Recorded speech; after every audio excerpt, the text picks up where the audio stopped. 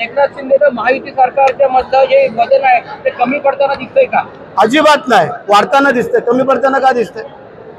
अरे एकनाथ शिंदे साहेबांच्या केलेल्या काम कर्तृत्वामुळे ही महायुतीची सत्ता आली, हे कोणाला नाकारता येते का? मग त्याच्यामध्ये ते कमी कुठलं पडतंय? जर कमी पडले असेल तर आमच्या पालकमंत्र्यावरती स्टे आला नसता, हे लक्षात ठेवा.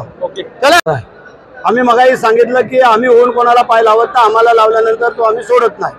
त्या उक्तीप्रमाणे असं कोणी समजू नये की या इथे आमचीच फक्त मक्तेदारी आहे, बाकी कोणाची नाही आहे. तर त्याने ते विसरून जावं.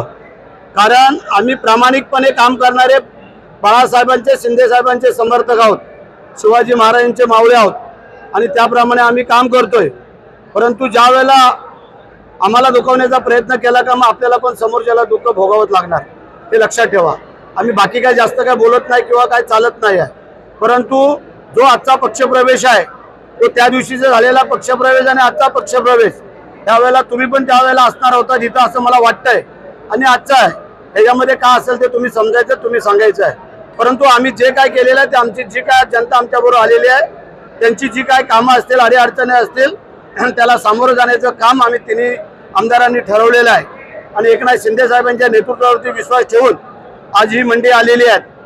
कारण ज्या वेळेला एकनाथ शिंदे साहेब मुख्यमंत्री होते त्यावेळेला भर भरून या नगरपंचायतीला दिलं, हे कोणाला नाकारता येत नाही. मगाशी आम्ही जनतेला दाखवली, आम्ही सांगितलं त्याने एक काम करून दाखवावं, परत आम्ही बोलणार नाही.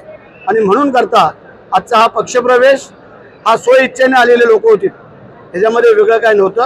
आणि म्हणून आज मी त्यांचं स्वागत करतो, त्यांना धन्यवाद देतो. आदित्य ठाकरे असे म्हणतात की दिलं होतं ते बदलायला लावलं, राजकारण कुठल्याही स्तराला जावं, पण एका माऊलीचं नाव बदलायला लावतं, अशा राजकारणाला कसं बदलाय? पहिला तर मुद्दा, आम्ही त्या राजू साहेबाला सांगितलं नव्हतं आमच्या आईचं नाव द्या का? एकनाथ शिंदे साहेबांनी सांगितलं ना आमच्या आईचं नाव द्या. त्यांनी शिंदे साहेबांच्या आईचं नाव दिलं गंगूबाईचं आणि आमचं विठाबाईचं. ही दोन्ही नावं त्यांनीच हे केली, आम्ही काय सांगितलं नाही. आता आमच्या आईचं नाव कमी केलंय, आता एकनाथ शिंदे साहेबांच्या आईचं नाव कमी नाही केलं म्हणजे झालं, एवढं तरी आम्ही मग कमावलं असं बोलू. सर, आदित्य ठाकरे असे म्हणतात की आदित्य तटकरे चांगलं काम करतात, पालकमंत्री त्यांनाच द्यायला पाहिजे असं आदित्य ठाकरे म्हणाले. आम्ही थोडं कडवड बोलतो आणि वस्तुस्थिती बोलतो. आम्ही चुकीचं बोलत नाही, बोलणार पण नाही. जी वस्तुस्थिती आमच्या कारकिर्दीपासून जी काय घडल ती आम्ही बोलायचा प्रयत्न केला. मग त्यांना कसं काय वाटेल भरतशेठ पालकमंत्री व्हावा, त्यांना वाटेल ना की वेगळा कोणतरी व्हावा, त्यासाठी त्यांना लकलाभ हो.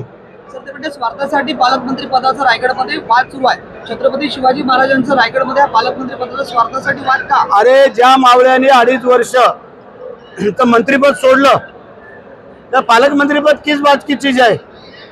ज्या 2.5 वर्षाचं मंत्रीपद, हल्ली कोण ग्रामपंचायतीचं सदस्यपद सोडत नाही, तर मंत्रीपद सोडणं दूरच राहिलं. महाराष्ट्राच्या इतिहासामध्ये भरतशेठचं नाव कोरलं गेले. लक्षात ठेवा की मंत्रिपदाचं दिलेलं नाव आम्ही थांबवलं म्हणून. विचारा द्या ना, त्यांच्यात हिंमत आहे का? बाबा मुख्यमंत्री आणि आम्ही पण मंत्री पाहिजे.